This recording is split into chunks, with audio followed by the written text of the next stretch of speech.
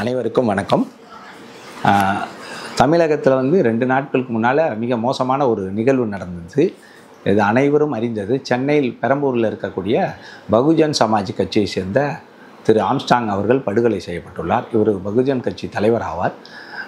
பல பொதுவெளியில் பலரது கருத்துக்கள் ஒவ்வொரு மாதிரி பதிவு செய்து கொண்டிருக்கிறார்கள். இருந்தாலும் ஒரு பத்திரிகையாளர் என்ற முறையிலும் அவர் நமது உற்ற நண்பர் என்ற முறையிலும் நம்ம சில கருத்துக்களை இங்கு பதிவிட நம்ம விரும்புகிறோம். ஆரம்ப காலத்தில் அவர் வந்து பல முரண்பாடுகள் அவருடைய வாழ்க்கையில் இருந்தால் கூட அவர் தன்னுடைய கட்சியில் இணைத்து கொண்டு பௌத்த மதத்தையும் அவர் பின்பற்றின பிறகு திரு ஆம்ஸ்டாங் என்பவர் ஒரு சமத்துவ நீதிக்கான ஒரு கட்சி தலைவராக அவர் தன்னை முன்னிலைப்படுத்தி இருக்கிறாரு. ஒரு எல்லா சமூகத்தினரோடும் ரொம்ப அன்பாக பழகக்கூடிய ஒரு உற்ற நண்பராக இருந்தார்.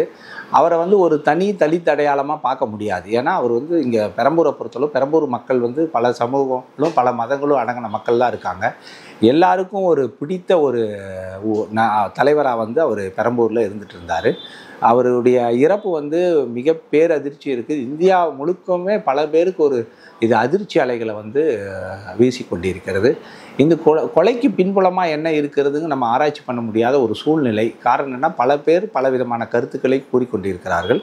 இருந்தாலும் இந்த மாதிரி ஒரு தலைவரை ஒரு படுகொலை செய்யப்பட்டது எந்த காரணமாக இருந்தாலும் நம்ம இதை கண்டிக்க வேண்டிய சூழ்நிலை தான் இருக்கிறோம். இது ஒரு தவறான ஒரு முன்னுதாரணம், தவறான ஒரு பாதையை இது பின்பற்றி கொண்டிருக்கிறது. ஒரு பெரிய ஒரு கட்சியினுடைய தலைவருக்கு ஒரு மிகப்பெரிய பாதுகாப்பு இல்லை. இவருக்கு ஏற்கனவே கிட்டத்தட்ட ஒரு 6 ஆண்டு 7 ஆண்டு காலமே லைஃப் த்ரெட் இருந்துட்டு தான் இருந்தது. பலமுறை உளவுத்துறை இவருக்கு இந்த விஷயங்களை சொல்லுவாங்க. அவரும் பாதுகாப்பாக தான் இருந்திருக்கிறார். எப்படி இந்த ஒரு சம்பவம் நடந்துச்சுன்னு ஒரு கேள்விக்குறியாக தான் இருக்குது. இது மீண்டும் இந்த மாதிரி ஒரு சம்பவங்களை நம்ம தமிழகத்தில் வந்துடக்கூடாதுங்கிறது தமிழக அரசுக்கும் காவல்துறைக்கும் நம்ம வேண்டி கேட்டுக்கொள்கிறோம்.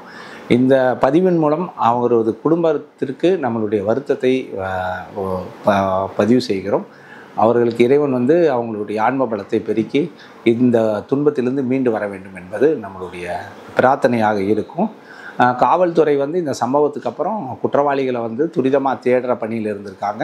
குற்றவாளிகளும் காவல்துறையினுடைய அந்த தேடல் பணி துரிதமாக நடவடிக்கை எடுத்த காட்டி குற்றவாளிகள் சரண்டர் ஆகியிருக்காங்க.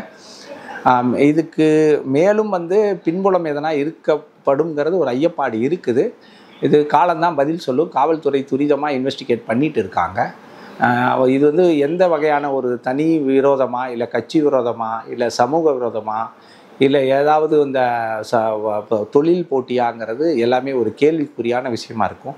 எதாக இருந்தாலும் காவல்துறை நீதியை நிலைநாட்ட சரியான குற்றவாளியை அடையாளப்படுத்தி சட்டத்தை முன்னிறுத்த வேண்டுங்கிறது எங்களுடைய வேண்டுகோள். நன்றி, வணக்கம்.